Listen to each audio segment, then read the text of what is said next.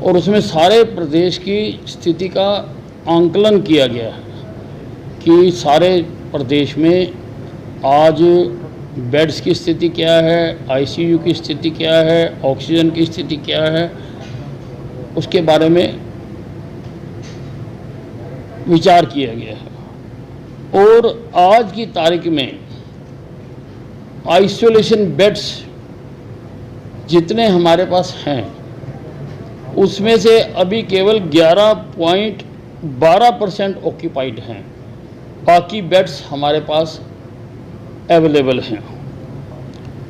उसी प्रकार से ऑक्सीजन बेड्स जो हैं वो केवल 29% ऑक्यूपाइड हैं, बाकी अभी खाली हैं, बाकी हमारे पास अवेलेबल हैं। आईसीयू बेड्स में जो आईसीयू बेड्स हैं 42% जो हैं अभी हमारे ऑक्यूपाइड हैं, बाकी अभी हमारे पास खाली हैं। और वेंटिलेटर्स जो हैं वो हमारे पास जितने अवेलेबल हैं, ये मैं सरकारी और प्राइवेट दोनों का डाटा मिलाकर बता रहा हूँ। इसमें से 27.23% ऑक्यूपाइड हैं, बाकी अभी खाली हैं।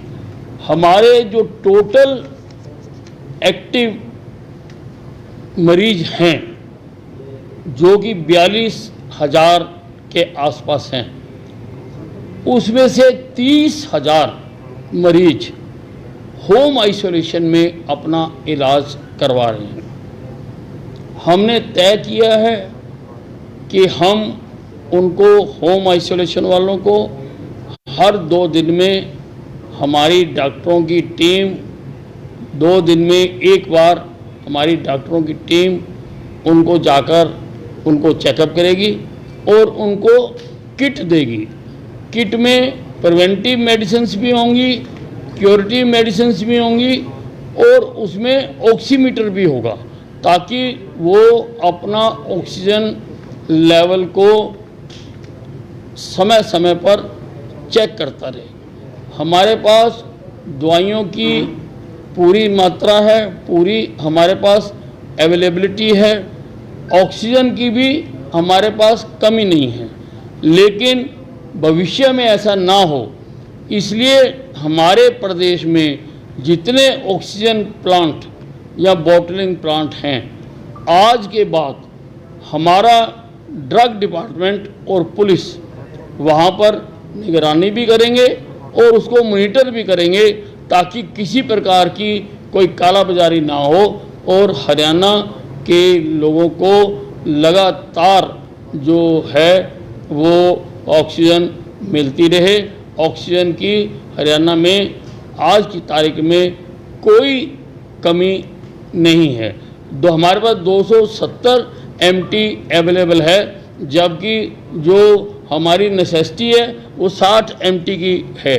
तो उस दृष्टि से हमारे पास अवेलेबल है, लेकिन किसी प्रकार की कोई स्कैर्सिटी पैदा ना हो, उसके लिए हम कोशिश करेंगे। हमारी आयुष डिपार्टमेंट की टीम घर घर जाकर लोगों को मेडिसिन्स बांटेगी। आयुष के जितने डॉक्टर्स हैं उनको हमने वहाँ से रिलीव करके CMOs को रिपोर्टिंग करने के लिए कह दिया है। प्राइवेट अस्पतालों में प्राइवेट डॉक्टरों के पास भी अगर कोई कोरोना के सिम्टम का मरीज आता है तो हम एपिडेमिक एक्ट के तहत आदेश जारी कर रहे हैं कि उसका कोरोना टेस्ट करवाना अनिवार्य होगा। देखने में ऐसा आ रहा है कि उसकी ट्रीटमेंट शुरू कर दी जाती है और कोरोना का टेस्ट नहीं कराया जाता है, इसलिए हम उसको अनिवार्य कर रहे हैं।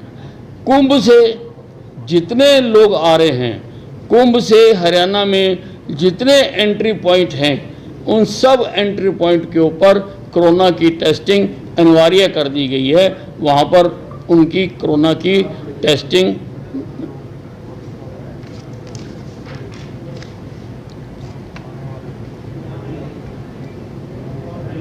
कोरोना की टेस्टिंग उनकी की जाएगी। लोकल बॉडी विभाग जो है उनको सारे हरियाणा में सैनिटाइजेशन करने के आदेश जारी कर दिए गए हैं। गांव में पंचायती डिपार्टमेंट करेगा और शहरों में लोकल बॉडी डिपार्टमेंट करेगा। सारे हरियाणा को हम पूरी तरह से सैनिटाइज कर देंगे, सारे हरियाणा में हम इसका करेंगे। जो रिलीजियस गैदरिंग्स हो रही हैं या पॉलिटिकल गैदरिंग्स हो रही हैं या सोशल गैदरिंग्स हो रही हैं, उन पर सख्ती से जो सरकार का आदेश है वो पालन कराया जाएगा। हम किसी धार्मिक संस्थान को बंद नहीं कर रहे हैं, लेकिन उनके ऊपर भी एक टाइम में अंदर 50 लोगों के जाने का ही नियम पालना होगी। कहीं पर भी किसी भी धार्मिक स्थान पर, किसी मंदिर में, गुरुद्वारे में या मस्जिद में गैदरिंग्स को अलाउ नहीं किया जाएगा। सब प्रकार के मेलों पर प्रतिबंध लगा दिया गया है। कोई किसी प्रकार का मेला किसी भी धार्मिक या किसी और के नाम पर नहीं होगा, उनके ऊपर सबके ऊपर प्रतिबंध लगा दिया गया है।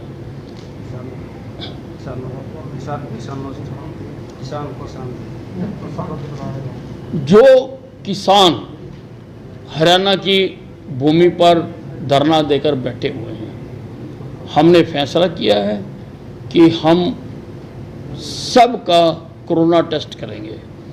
कल से ही हमारी टीमें वहां पर पहुंच जाएंगी। हम सबका कोरोना टेस्टिंग भी करेंगे और सबकी वैक्सीनेशन भी हम करेंगे। सारों का उनकी वैक्सीनेशन हो, इसका भी हमने फैसला किया है। और यही है सारे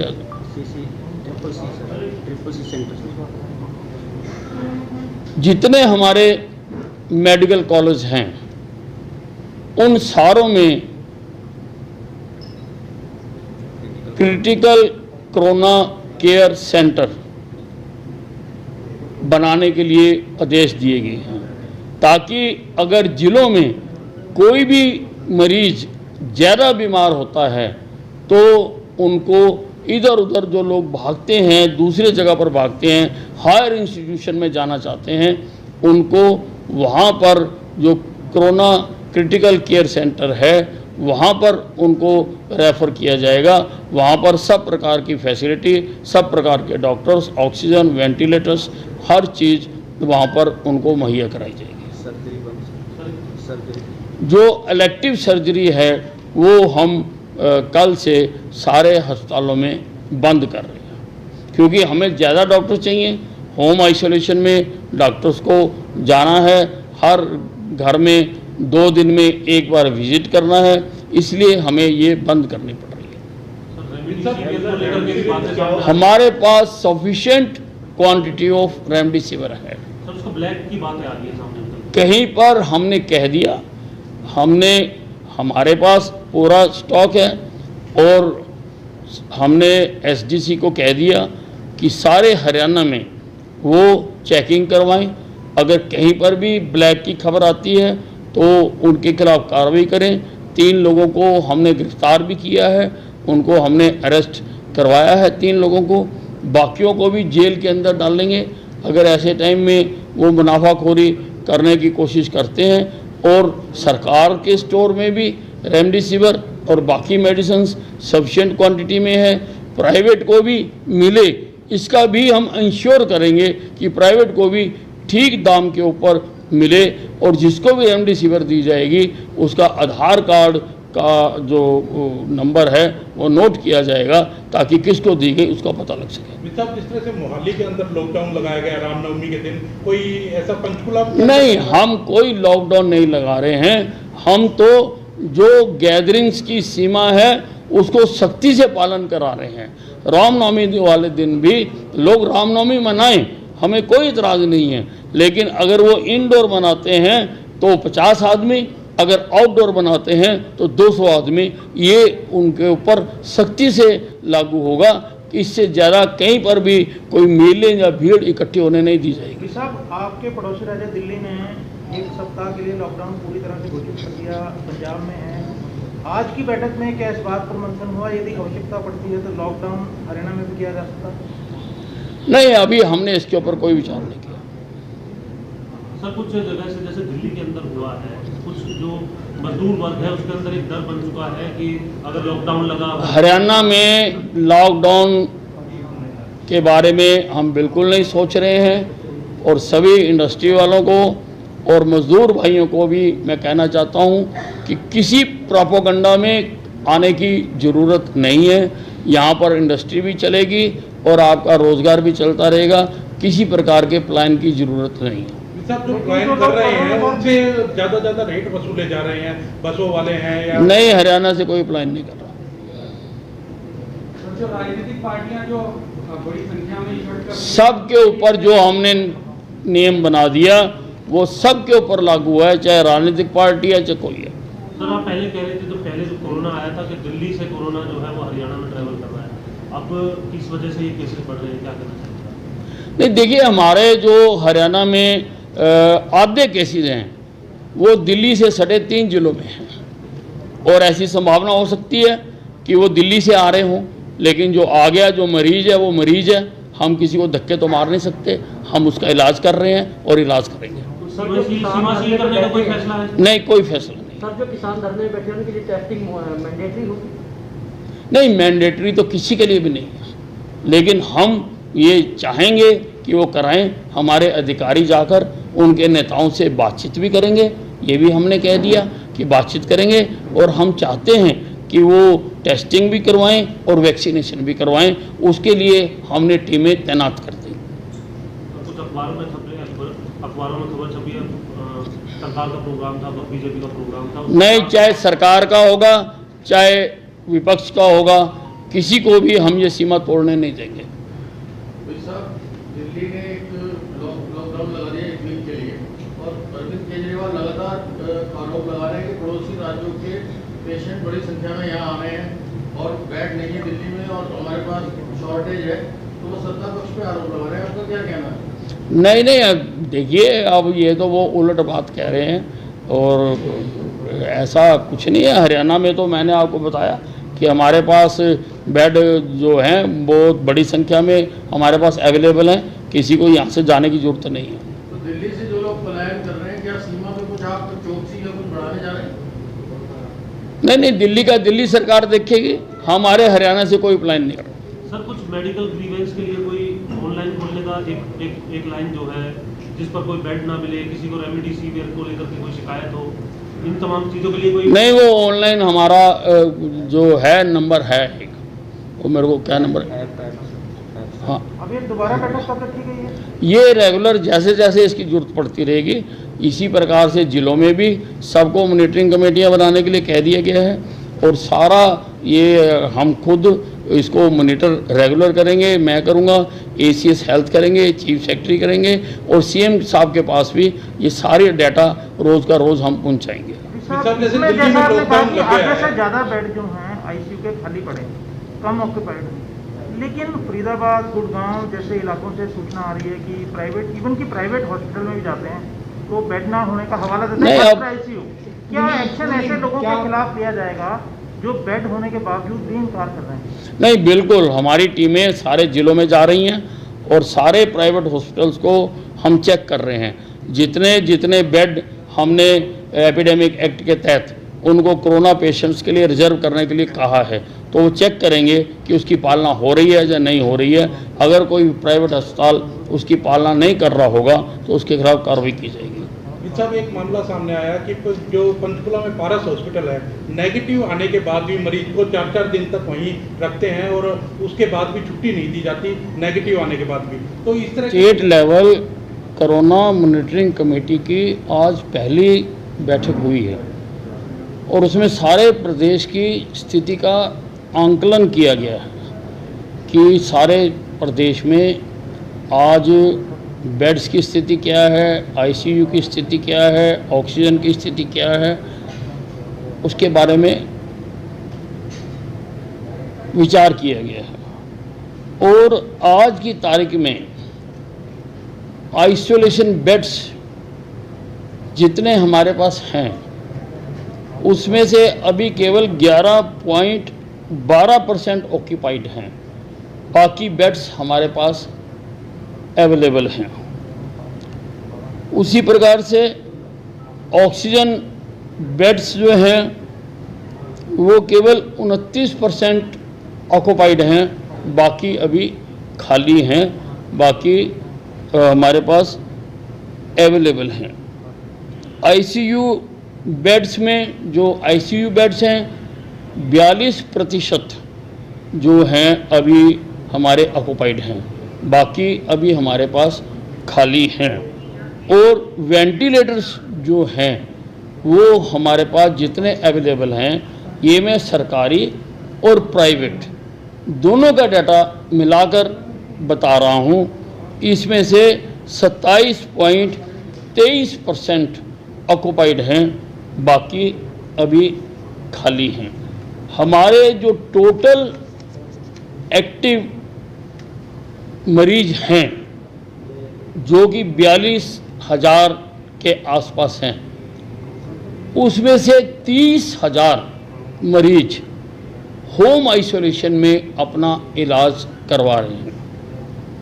हमने तय किया है कि हम उनको होम आइसोलेशन वालों को हर 2 दिन में हमारी डॉक्टरों की टीम 2 दिन में एक बार हमारी डॉक्टरों की टीम उनको जाकर उनको चेकअप करेगी और उनको किट देगी। किट में प्रिवेंटिव मेडिसिन्स भी होंगी, क्यूरेटिव मेडिसिन्स भी होंगी और उसमें ऑक्सीमीटर भी होगा, ताकि वो अपना ऑक्सीजन लेवल को समय समय पर चेक करता रहे।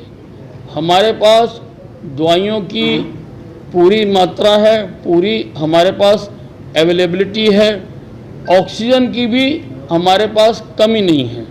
लेकिन भविष्य में ऐसा ना हो, इसलिए हमारे प्रदेश में जितने ऑक्सीजन प्लांट या बॉटलिंग प्लांट हैं, आज के बाद हमारा ड्रग डिपार्टमेंट और पुलिस वहाँ पर निगरानी भी करेंगे और उसको मॉनिटर भी करेंगे, ताकि किसी प्रकार की कोई कालाबाजारी ना हो और हरियाणा के लोगों को लगातार जो है वो ऑक्सीजन मिलती रहे। ऑक्सीजन की हरियाणा में आज की तारीख में कोई कमी नहीं है। हमारे पास 270 MT अवेलेबल है, जबकि जो हमारी नेसेसिटी है वो 60 MT की है। तो उस दृष्टि से हमारे पास अवेलेबल है, लेकिन किसी प्रकार की कोई स्कैर्सिटी पैदा ना हो, उसके लिए हम कोशिश करेंगे। हमारी आयुष डिपार्टमेंट की टीम घर घर जाकर लोगों को मेडिसिन्स बांटेगी। आयुष के जितने डॉक्टर्स हैं उनको हमने वहाँ से रिलीव करके CMOs को रिपोर्टिंग करने के लिए कह दिया है। प्राइवेट अस्पतालों में प्राइवेट डॉक्टरों के पास भी अगर कोई कोरोना के सिम्टम का मरीज आता है तो हम एपिडेमिक एक्ट के तहत आदेश जारी कर रहे हैं कि उसका कोरोना टेस्ट करवाना अनिवार्य होगा। देखने में ऐसा आ रहा है कि उसकी ट्रीटमेंट शुरू कर दी जाती है और कोरोना का टेस्ट नहीं कराया जाता है, इसलिए हम उसको अनिवार्य कर रहे हैं। कुंभ से जितने लोग आ रहे हैं, कुंभ से हरियाणा में जितने एंट्री पॉइंट हैं, उन सब एंट्री पॉइंट के ऊपर कोरोना की टेस्टिंग अनिवार्य कर दी गई है। वहाँ पर उनकी कोरोना की टेस्टिंग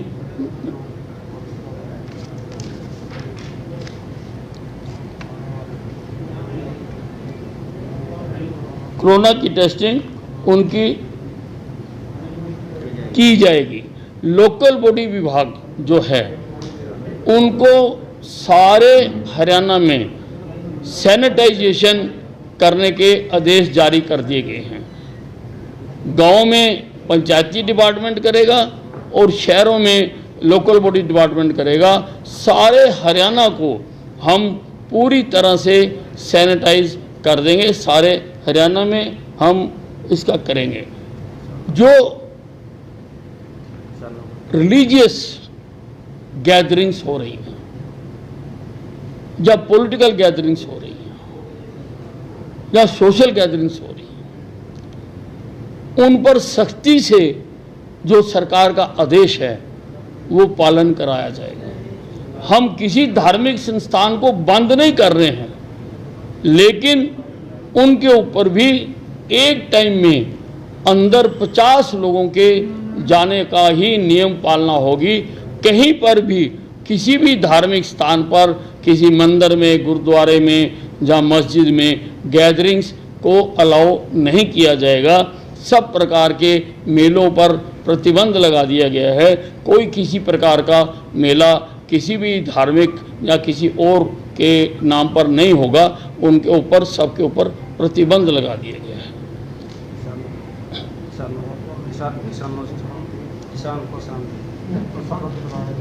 जो किसान हरियाणा की भूमि पर धरना देकर बैठे हुए हैं, हमने फैसला किया है कि हम सबका कोरोना टेस्ट करेंगे। कल से ही हमारी टीमें वहां पर पहुंच जाएंगी। हम सबका कोरोना टेस्टिंग भी करेंगे और सबकी वैक्सीनेशन भी हम करेंगे। सारों का उनकी वैक्सीनेशन हो, इसका भी हमने फैसला किया है। और यही है सारे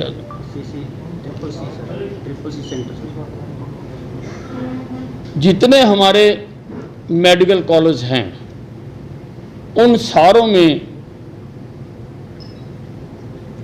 क्रिटिकल कोरोना केयर सेंटर